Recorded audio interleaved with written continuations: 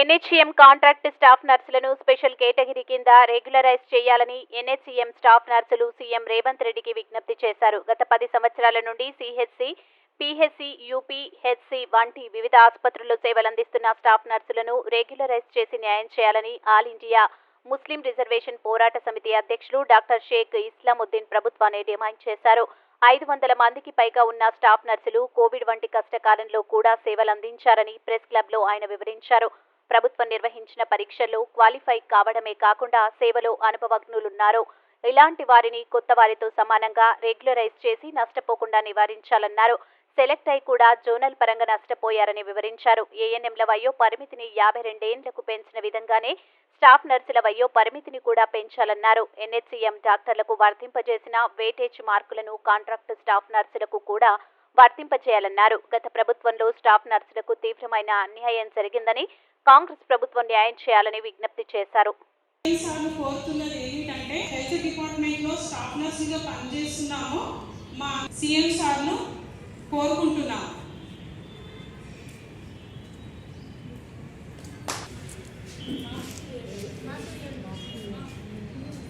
ఆడపిల్లలు లేడీ పిల్లలు ఉండదా, పులి పిల్లలు ఉండాలా? నేను 20 సంవత్సరాల నుంచి డైలాగ్లు చెప్తాను. ఇక్కడ ఆడపిల్లల బాధ అన్న వాళ్ళు మాట్లాడితే కళ్ళలో నీళ్ళు వస్తుంది. ఎందుకంటే 20 సంవత్సరాల నుంచి వాళ్ళు చేస్తున్నారు. రేపటికి మాపటికి వాళ్ళ వయసులు కూడా అయిపోతున్నాయి. గతంలో ఏఎన్ఎంలు ఎవరైతే ఉన్నారు కదా 48 సంవత్సరాల నుంచి వాళ్ళకి 51 సంవత్సరాలు చేశారు. వాళ్ళకు 51 సంవత్సరాలు చేసి ఉద్యోగాలు ఇచ్చారు. కానీ జిఎన్ఎంలకు మాత్రం కేవలం 48 సంవత్సరాలే ఉంది.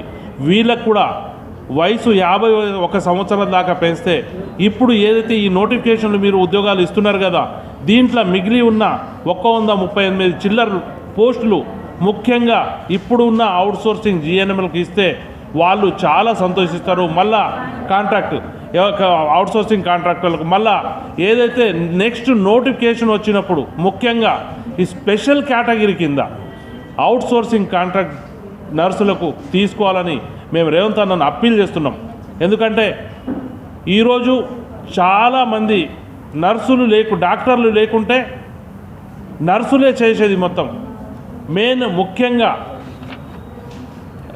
ముఖ్యంగా ఎన్హెచ్ఎం ఎవరైతే కాంట్రాక్టర్లు ఉన్నారు కదా వాళ్ళకు దృష్టిలో పెట్టి ఫస్ట్ వాళ్ళకే స్పెషల్ కేటగిరీ కింద వాళ్ళకు ఇవ్వాలని మేము రేవంత్ రెడ్డి గారికి అప్పీల్ చేస్తున్నాం.